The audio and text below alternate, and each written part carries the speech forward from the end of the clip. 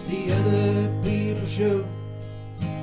They gotta do the mic test, don't you know?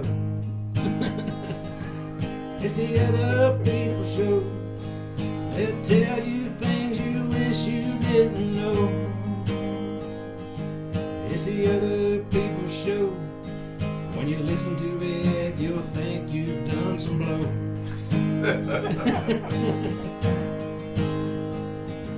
It's the other people show. We'll have so much fun, it'll go so fast, it'll never go slow.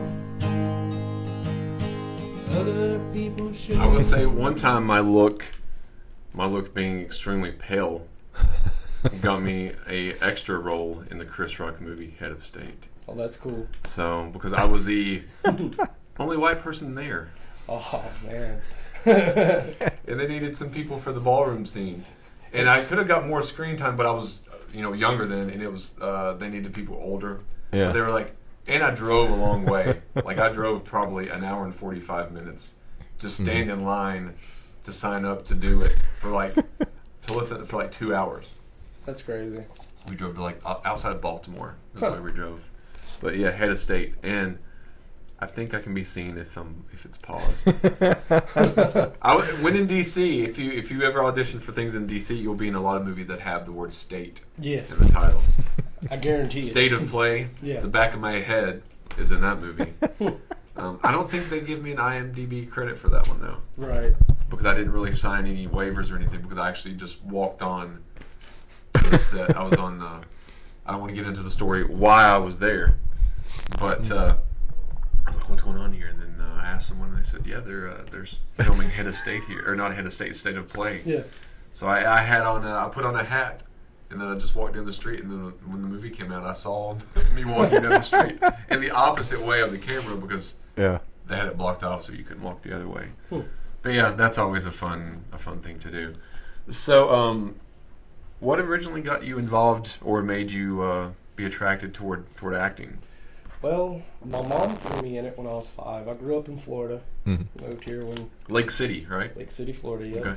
Born in Lake City, raised in Lake City till I was 12. Now, how what's the population of Wake City or Lake City?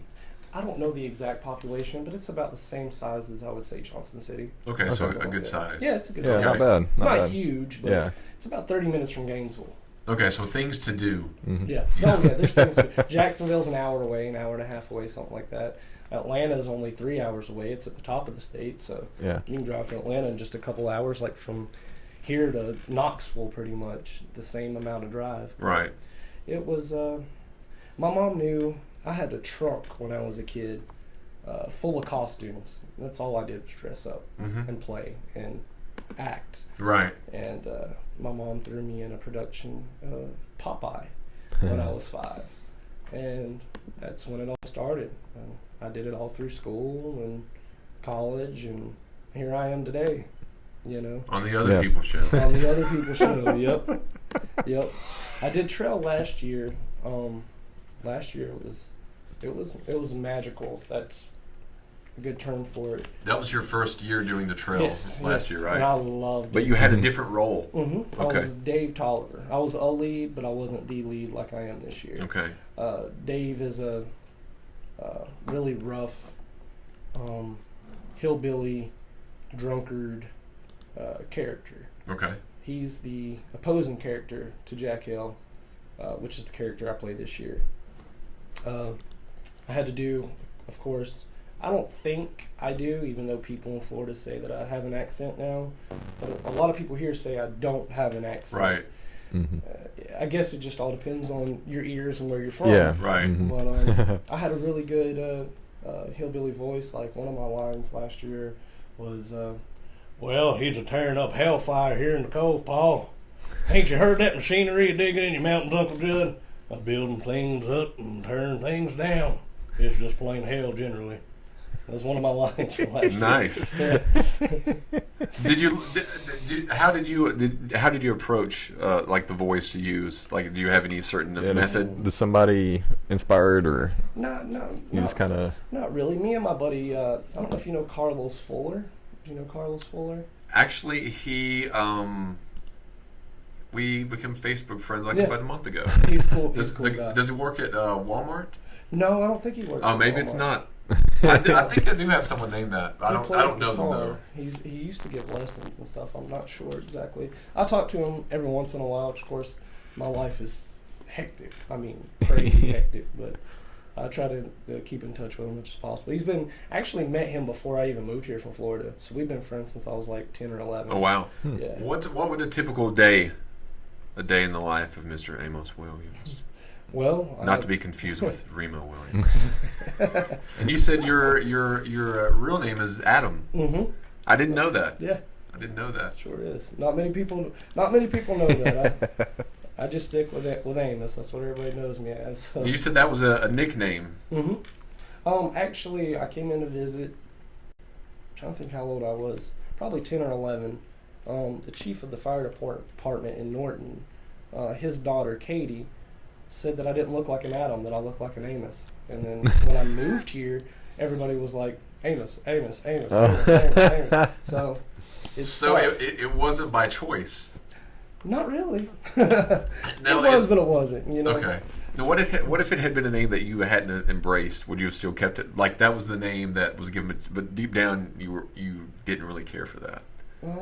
Would you have kept it? Probably not. Okay. Yeah, I can dig Amos. You know. Yeah. It's unusual, and usually when someone's like Amos, they're at least around here, they're like, oh, I know him. Right. You know, it's an unusual name. So Right. It's pretty cool. It's pretty cool. But yeah, she gave me that nickname when I was young, and then it just stuck. So. It's not a bad nickname to have. No. Once someone tried to give me a nickname, and it wasn't necessarily a nickname that I wanted. I didn't care, but they were trying to give it to me to like put me down. So I actually put it on my car tag, and no one ever called me that either. That's That epic. was the way to. It was Grimley, the name Grimley, because they were trying to call me Ed Grimley. If anyone knows who Ed Grimley is. Oh gosh. You know Mr. Ed Short Grimley, don't you? Yes. Yes. So it was because of the way I did my hair at the time. Well, I guess still yet. But I was like, no one's going to call me that. But if they do, I don't care. Right. But here comes Grimley. No one's going to say that. That's just not really a catchy name like Amos. So. Right. So yeah. Have you ever had any brushes with a nickname? You've got a nickname. Yes, I do. You want to tell your nickname or no? Yeah, my nickname came about in college. It's Weasel. Weasel. Yeah. What was the reason for Weasel? Well, I was on a ball team, and we got into this kind of a prank war thing with some upperclassmen. Hey, Pat Ryan. And Pat Ryan. And Halloween rolled around, and we had one of those balloon launchers that took like 3 people to use it. Right. I had a backpack one with 300 water balloons in it or something. And I went into the gym to see if the game was about to end so we could start shooting people.